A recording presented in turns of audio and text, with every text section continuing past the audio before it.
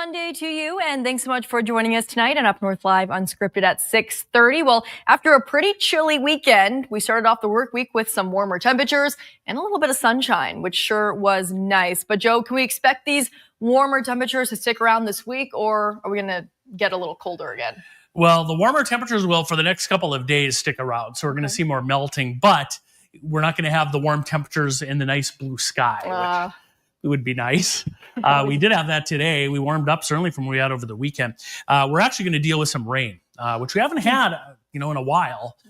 So some rain coming in. We'll see a round of that as early as tonight. In fact, there's already winter weather advisories, Maya, for maybe a little bit of icing tonight. So we'll talk about that, the warm up, and how much rain is on the way a little later.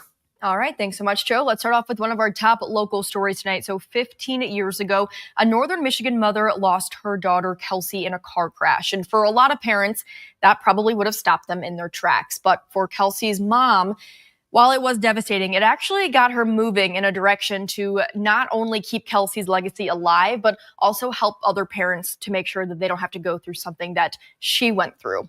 Here's Mark Gillette with that story. Kelsey was my daughter. She was the best thing in the entire world.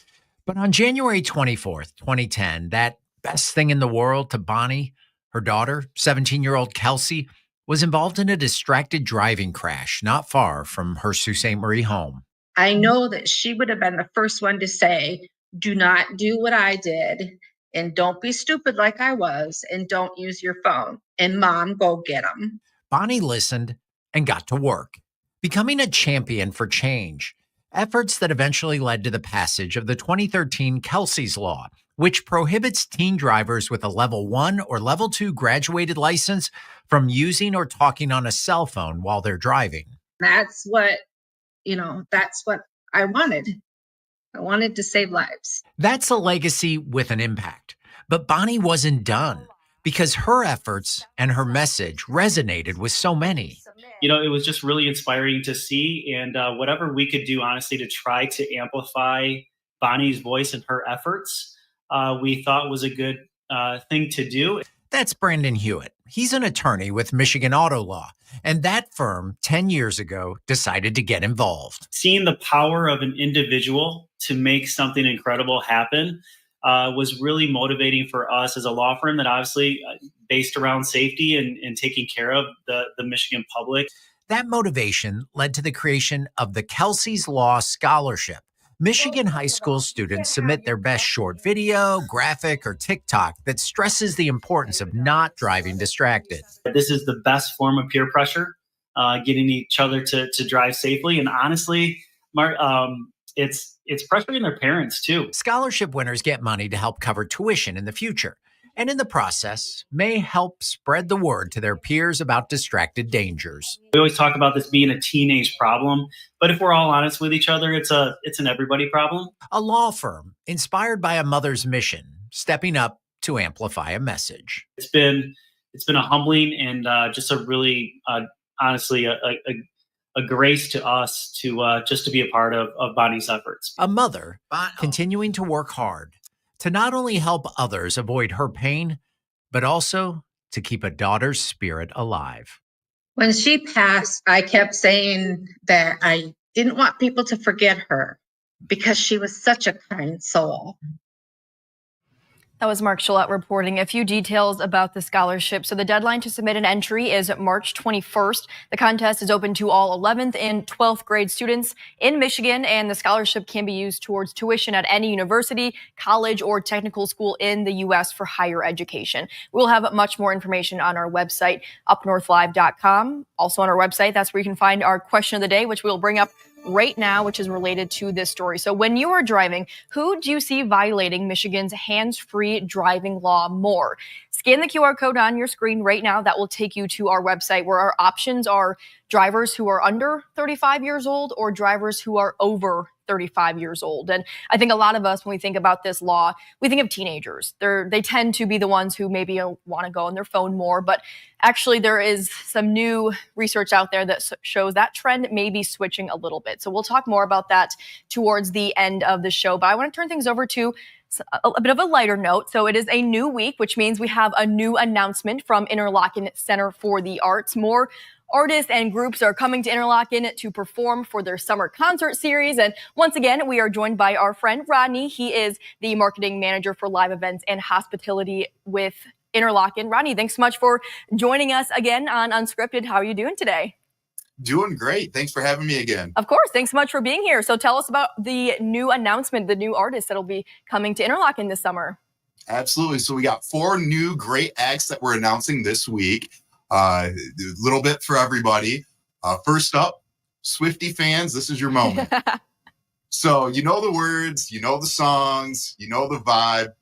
The whole crowd singing along with you. We're going to have Let's Sing Taylor, an unofficial tribute band, play Interlochen, full-blown band playing Taylor songs, all the favorites, things like You Belong With Me, Cruel Summer, Shake It Off. It's just the ultimate Taylor playlist and all the hits that are going to be going on there. And when is that one? That one is, I don't have that exact date in front of me. If you go to the website at interlochen.org/tickets, you'd be able to find that information there. And those ones are going to go on sale this Friday. Perfect. My director is telling me that it is July 18th. So July 18th. Perfect. The next one we have coming up, this is a band that I wasn't very familiar with until they were on our roster for playing here in Traverse City. After I YouTubed them a little bit, I have fallen in love with this band. It's Trombone Shorty and Orleans Avenue. Okay. They're bringing their Might Not Make It Home tour here to Interlochen. It's going to be a fabulous show. This guy is just awesome on the trombone, and his high energy. It's just like this New Orleans funk. And not only is he a trombone player, but man, the guy can sing too. He's just got a southern that New Orleans voice. He's a great singer. One of the fun facts I learned there was Trombone Shorty. He's playing with everybody from Bruno Mars to Red Hot Chili Peppers. Just awesome bands. It's going to be an awesome night. That's very cool. Yep. Who's next? We got St. Paul and the Broken Bones with the Wood Brothers. They're going to be rolling into town. Think of when you're thinking of St. Paul and the Broken Bones, think of like an Otis Redding vibe meets an Alabama Shakes vibe. Okay. Just awesome vocals, awesome energy. It's just off the charts. They have great hits like Call Me or Apollo. And then with the Wood Brothers, that's more of a funk, blues, rock blend. Tracks like Luckiest Man and Honey Jar. It's going to be a fun night. That one's going to be another fun night, just full of energy. And last but not least, this one's kicking it old school. This is from a band that has won over 18 Grammy Awards, has been doing this for nearly 90 years. So obviously it's not all the same band members from 90 years, but we have the legendary Count Basie Orchestra with Scotty Barnhart directing and special guest David Benoit. And David Benoit, most of us are more familiar with him in those Charlie Brown shows or the Peanut shows since like the 80s with that Lionel and Lucy song. Yeah. He didn't write the original one, but he jazzed it up for us for, starting in the 80s. And that's what we're most common hearing when we watch like the Charlie Brown Christmas Story and things. Right. Oh my gosh, that is so cool. So another great set of amazing acts coming to Interlochen this summer. So for these 4 different groups, when can people get tickets? These tickets are going on sale Friday at 10 o'clock. Again, interlochen.org/tickets, or feel free to contact the box office. We'd be happy to take those phone calls. You can even stop in if you wanted. We do have a box office, and there is every Friday, there's a little bit of a line trying to get those old paper tickets there. Sure. It's always good to have those just to kind of keep for a nice memory looking back Absolutely. Nice concert at Interlochen. So we've, in the past couple of weeks, because this is the 3rd week that we've brought Rodney on the show to make these announcements. So we've talked a lot about what goes into booking these acts, what people can expect at Interlochen. But if Rodney, just kind of explain to us what goes into the decision to, instead of releasing the entire set list all at once, you guys decided to have a few announcements throughout a couple of months. Why did you decide to do that? So it really comes to logistics. So a lot of the bands, we work with artist management. Some of the bands that we work with, they haven't announced or they haven't scheduled when their tours are going to announce. And we like to align our tour announcements along with their tour announcements nationally, so that we're able to, work together on marketing side to get, just as much excitement towards these shows as we can. So it's really what it's come down to is just really working with artist management, finding out those perfect weeks, really pairing some artists together that makes sense and going from there. Yeah, that makes sense. Good to know. I was just curious about that. And is there anything else that you want people to know, either about these groups and artists that are coming to Interlochen or just about the overall experience at Interlochen? I've said it quite a few times everywhere I go, man. The experience is just like it's like no other place. Yeah. The experience is absolutely fun. You have Green Lake there. You got the beer and wine patio. You got food. It's just an awesome experience. Outdoor venue in the woods, fun place. Another thing I want people to know is that all the concessions, all the food profits, all the ticket profits, they all go towards scholarships for our students. And it's just a great opportunity to be able to help these art students go through and be able to experience a world-class academy that they may never have been able to do. Sure. So you're not only buying a ticket to enjoy an awesome concert, but you're also supporting an awesome organization and so many very talented students. That is true. All right, Ronnie, thanks so much for joining us on Unscripted once again for this latest announcement for Interlochen's summer concert series. We will see you here next time for your next announcement. Sounds good. All right. Thank you so much, Rodney. We have one more story to share with you before we take our first commercial break. So as we've experienced another snowy and cold winter, outdoor enthusiasts have had plenty of winter activities to enjoy. But if you're not a fan of the classic outdoor winter activities, there is another game that may be a perfect alternative. So our meteorologist, Trevor Robideau, explains more.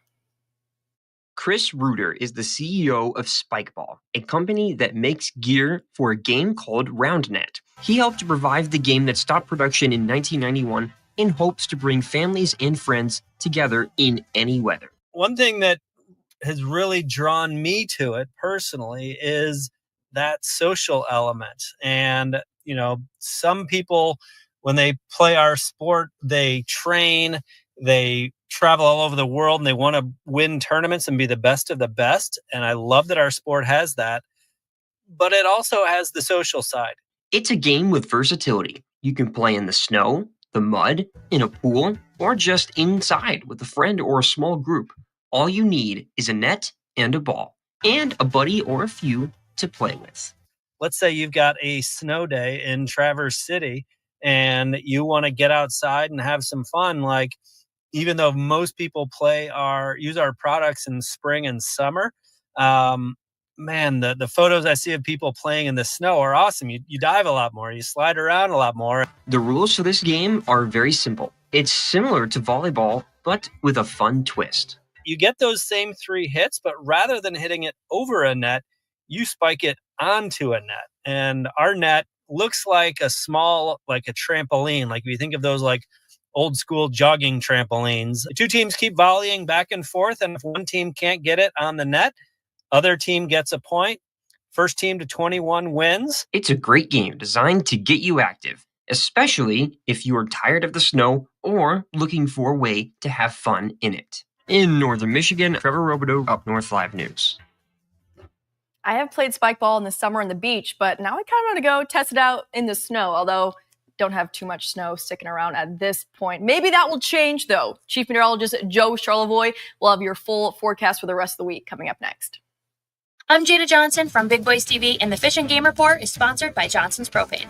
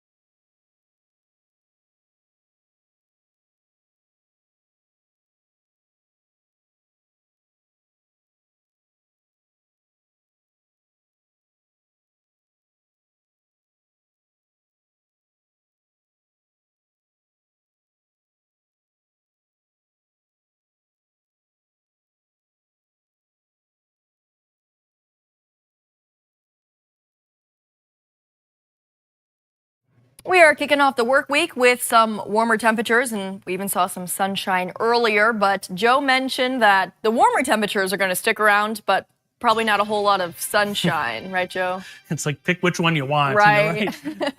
Preferably both. Ideally. Yeah, we had a nice day today. The sun came out for a while this afternoon for most of northern Michigan. Of course, you can see some clouds now there in our Cadillac weather camera, and not far behind in those clouds is some rain. And we are looking at the chance tonight for even a little bit of freezing rain in a few spots. So that's a live look right now at Cadillac, where the sun has now set. And you see the clouds starting to increase. I want to start off, we do have a winter weather advisory in effect for the purple shaded counties. So this includes the entire eastern UP, and then the Straits, all of northeast lower Michigan, and then out as far as, US 131 kind of. Antrim County included in this as well. The reason being, we have a little round of rain. It's not going to rain very much tonight, but there's a round of rain. And as this passes through tonight, it's going to potentially ice up on the roadways. Here is that round of rain. Let's take a look at radar currently. There it is. And you can see down around Ludington, arcing back up into northern Wisconsin. This is the leading edge of a warm front, some warmer air aloft. I'll stop the radar, zoom in here. Much of Mason County, looking at a little bit of rain, just getting into Baldwin, parts of Lake County now, and then into Manistee. Not far behind, Frankfort, Beulah, Bear Lake, Calava, Onekama, looking at that chance for a little rainfall. Here's what we think on ice tonight. So we just mentioned that. I don't think a whole lot, but a few spots could see a little bit of icing once again. And that's why the National Weather Service has issued that winter weather advisory for that chance later tonight into tomorrow morning for a little bit of icing. All right, as far as Stormcast is concerned, see that? There it is. That's that band of rain.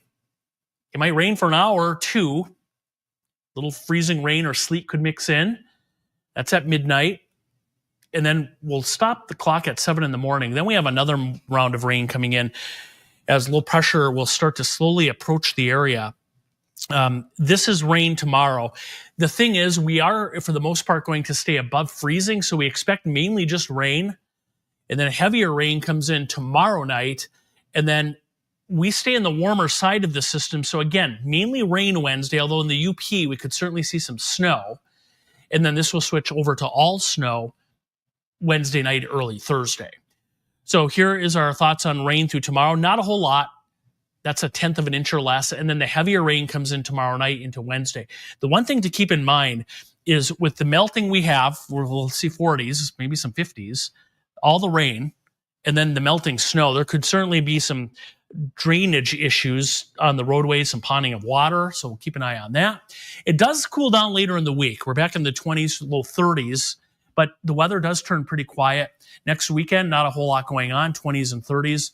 And Maya, we're going to take that hour back this upcoming weekend. Dang it. I really enjoyed that extra hour of sleep. The time change. Yeah, it was nice. All right. Thanks so much, Joe. Let's take another quick break. But coming up in just a couple of minutes, we will check in with Sports Director Harrison Beebe. Stay with us.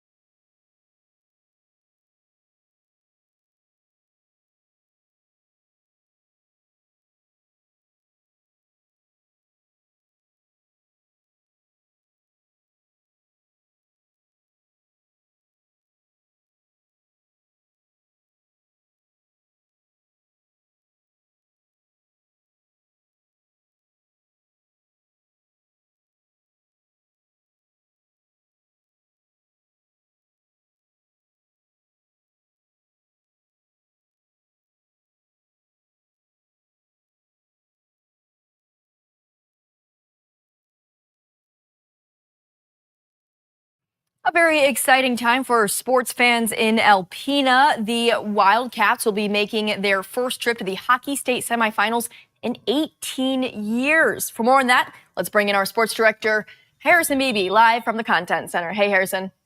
Hey, Maya. Yeah, Alpena is buzzing, no doubt, the east side of the state and a pivotal member of the Big North Conference here for years as well. They're our lone representative for Northern Michigan in the high school hockey semifinals. Those will get going on Friday. They have a somewhat early 11 a.m. puck drop against the top seed Orchard Lake St. Mary's, but I know they're pretty pumped to get this opportunity, and no better way to show that you can be the best by beating the best, to quote the great Ric Flair from the professional wrestling ranks. We caught up with members of the Alpena team earlier today to ask them about being a part of this historic run. Obviously, it means a lot to our community. We're a big hockey town. We have a great fan base here. Roughly this year is between 700 and 1,200 people coming to on average to games. So we have great support. We've been, in the 90s and 80s, we were dominant going down to the Final Four pretty consistently. Really? So it's great to get back to that point and get back over this quarterfinal hump that we've been, working towards for the last 4 years since I've been here, obviously. And, we changed the way we train, changed the way we practice, changed the way we act. And, so I think it's obviously helped the cause. And I'm super excited for our kids and, just the work and effort they put in this year. My dad runs the rink here, so I've been watching Alpena Wildcat hockey since I was really little. And just getting to make the team was super cool. And then finally, once I was on the team, thinking about, hey, we have like a good shot at going down to the Final Four and getting a state championship. Just to be able to be a part of that is just something super special you remember for the rest of your life. That was Alpena junior Gavin Winterstein with his comments there. No doubt excited to lead his team to this opportunity. And that's going to be down at USA Hockey Arena in Plymouth, for those of you who don't know about how the hockey state semifinals and finals work. If they were to win Friday, then, Maya, they would play for the state championship in that same arena for Division III on Saturday. Well, fingers crossed. All of Northern Michigan will be cheering for the Alpena Wildcats this weekend, that's for sure. Harrison, thanks so much for joining us. We'll see you back here during sports at 11, but we'll see you folks back here after this quick commercial break in just a couple of minutes. Salon services are furnished by Epiphany Advanced Academy in East Acme.